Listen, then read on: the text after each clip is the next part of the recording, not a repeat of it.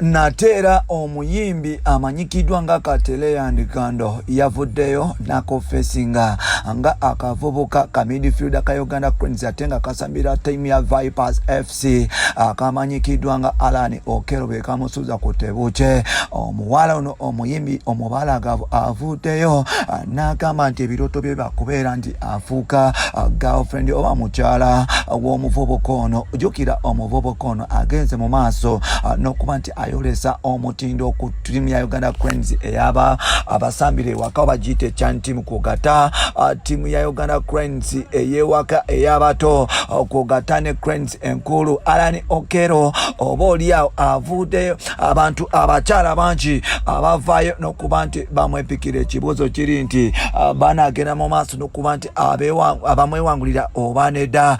Currently Starboy wa Uganda Allan Okello bagenda mu maaso n'okuba nti oboolyawo bamusindikira obubaluwa. Ekibuuzo kiri nti Kataleya oba Kataleya anagenda mu maaso n'okuba nti yewangulira eddense bino. Emboozi eno gye tugenda okuba nti oboolyawo nkutuusaako weebale kuba nti otambula nange ku 256 Vast Range amanya n'eddoboozi mampita Ntambi James number 1 rich boy Max made in Uganda. Oli wa mukisa nnyo okutambula naffe. Kati amawulire agakagwawo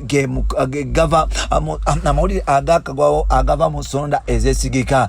Kigambibwa nti omukyala omuyimbi amanyikiddwa nga Kataleya olunaku lwa leero yavuddeyo nategeeza ensinga akavubuka kali akasambira mu Vipers FC ate nga ke kavubuka akamu akagenda mu maaso n'okuba nti kaka ku timu ya Uganda Cranes. Akavubuka kano kava eri saidi z'engulu bakayita ka Allan Okello bekamusuuza ku tebuche. Omuwala ono avuddeyo n'agamba nti bwe yewangulira omusajja amanyikiddwa nga Allan Okello obulamu bwe bugenda mu maaso n'okuba nti oboolyawo bukyusa. Naye nkubadde nga ate mweraliikirivu engeri gy'agenda okuba nti afunamu akavubuka kano.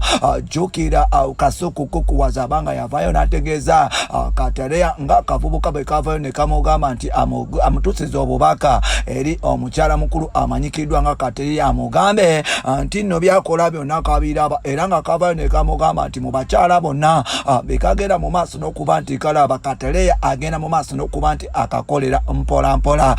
Jjukira nga bakafuna omusimbi omutitirifu ogw'enjawulo mpola mpola.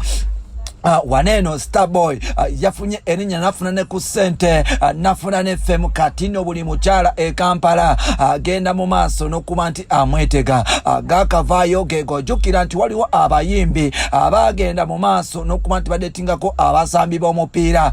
Twawulirako nti omusajja mukulu amanyikiddwa nga David Obuwa yagenda mu maaso n'okuba nti asuusa ebijanjalo bya Juliana Kanyomozi ebiseera biri ebyedda. Ate nga waliwo olutalo lw'abayimbi wakati omukyala amanyikiddwa nga Cinderella Sanyu kugata ne mune amanyikiddwa nga Fina Musgerwa Masanyalazi be bagenda mu maaso n'okuba nti balwanira omusambi wa Uganda Cranes eyali asambira South Africa amanyikiddwa nga Kenny Muyise ekikonde ekyataba. Abono be bayimbi bannakinku abagenda mu maaso n'okuba nti oboolyawo bagenda n'okuba nti bagala babola. Naw ekiriwo waliwo Kataleya and Kandle. Ekibuuzo kiri nti anamufuna oba nedda. Jjukira bano bonna abaana bato. Kataleya akyali muto ate nga mukyala mubalagavu ddala. Bw'atambula ku ttaka ogambira ddala nti kanakana bwe nkafuna wallahi mbamaze. Jjukira Starboy Allan Okello alina ssente muto ate nga omusaayi gukyatambulira ddala. Naye bw'avaayo nagwa mu mbi za Kataleya aba afunyemu mpola mpola. Jjukira abakyala bangi abagenda mu maaso abakyala b'omupiira bangi bavuddeyo ne bagenda enambole ne bagamba nti nze Allan Okello ne bagenda mu maaso n'okuba nti ansiyaako ewabba wange nyinza okuba nti siddayo. Omuvubuka ono agenda mu maaso n'okuba nti akola ebyafaayo ku ttiimu ya Uganda ey'omupiira. Myaka mitonyo, myaka 17, 18 round kali ku myaka 17, 18 kagenda mu maaso n'okuba nti kolesa ekitone ku standard eya waggulu era nga abasinga obungi akavubuka kano bakalabanga Bukayo Saka owa Arsenal ba Bannayuganda abasinga obungi bamuyita oli omuvubuka asambira wali eri mu Baka mu Spain amanyikidwa nga Lamine Yamal. Omuvubuka oyo muddugavu newankubadde nga asambira Spain aba mu ggwanga lya Morocco. Ekibuuzo kiri nti omuvubuka ono bw'agenda mu maaso n'okuba nti asusuutibwa n'okuba nti obuliawo abakyala bagenda mu maaso n'okuba nti bamwetega ekitone ky'omupiira n'agenda nakyo mu maaso, oba bano abakyala bajja sobola okuba nti batatana ekitone kye mpola mpola. Jjukira buli boola bw'agenda mu maaso n'okuba nti aganzibwa ennyo abakyala, bw'ogenda mu maaso n'okuba nti wegatta ennyo ku bakyala mbufumu yo egenda mu maaso n'okuba nti ekampola mpola. Jjukira nga Starboy gwe tuyimiriddeko sawa zino Bayigu Uganda kwesibidde olukoba mulindo agagenda mu maaso n'okuba nti abalamu ssente ze empitirivu bamuyita Allan Okello anasalawo n'okuba nti akipinga omutindo oba ebikemo by'abakyala bijjagenda mu maaso n'okuba nti bimutegula. Tandika mpola mpola ng'asamba kapiira wali mu ssomero era nga essomero lya Kitende lyagenda mu maaso n'okuba nti mu sporting nga nerivaayo nerimuyingisa wali eri mu ttiimu emanyikiddwa nga ya Vipers FC. Vipers FC yagenda mu maaso n'okuba nti asambira liigi y'ewaka. Omuvubuka ono yasobola okuba nti yakera yakuba goloze ezibera mpola mpola.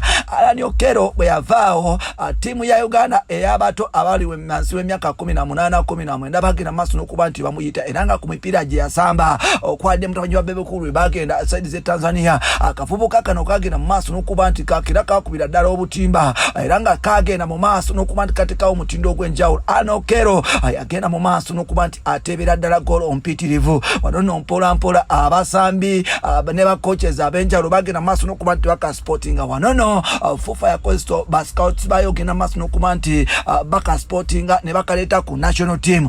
Ku national team akavubuka kano mu competitions ezenjalo jukira katandikira wali ku African Cup of Nations qualifiers bibali South Africa. Omuvubuka ono Allan Okello yagenda maaso n'okuba nti ayaka, yagenda maaso n'okuba nti atekawo omutindo ogw'enjawulo era nga akavubuka kano kagenda maaso n'okuba nti kakuba amagolo. Akavaawo mpola mpola mu competitions za CHAN. Allan Okello yagenda maaso n'okuba nti akwata akati era yagenda maaso n'okuba nti atulisa obutimba ddala ddala. Allan Okello enambole mu CHAN yagenda maaso n'okuba nti akuba amagolo era nga golo ze zaali za mugaso. Yaleetera Uganda okuba nti qualifyinga paka ku quarter finals mpola mpola era nga mu World Cup qualifiers akavubuka kano kageze maaso n'okuba nti yakatekawo omutindo ogw'enjawulo kakuba goals nga 2 ne assist nga 2. Akavubuka kano ekyamuleetera okufuuka akenkizo era nga litwogera Allan Okello Uganda wegenda maaso n'okuba nti eyimirirako mpola mpola. Nawo omuyimbi amanyikiddwa nga Kataleya avuddeyo n'alaga interest n'agamba nti newankubadde ng'ensi egenda mu maaso n'okuba nti bamuwa okutwa abakyala bagenda mu maaso n'okuba nti bamweyunira naye ng'oyo mwami wange era nti agenda mu maaso n'okuba nti mukuuma. No matter what Allan Okello nja kulinda, no matter what Allan Okello ojja sigala ng'oli wange, no matter what Allan Okello ojja kubeera muntu wange ddala. Ye muyimbi amanyikiddwa nga Kataleya Kandle asazeewo n'agamba nti kama nimbaya ekijja kyonna kisobola okuba nti kijja naye ng'ate Allan Okello njagenda mu maaso n'okuba nti nkutukozesa ettooke bampita ntambi kimso number 1 rich boy Max Jumeni in Uganda embozi ya Kataleya Kandle bweto bwekomye ngenda komawo neggulire ddala nosobola okuba nti olifuna bapita ntambi kimso number 1 rich boy Max Jumeni in Uganda mwepale kuba nti mutambula nange katukomewo mu part 2 bye bye for now.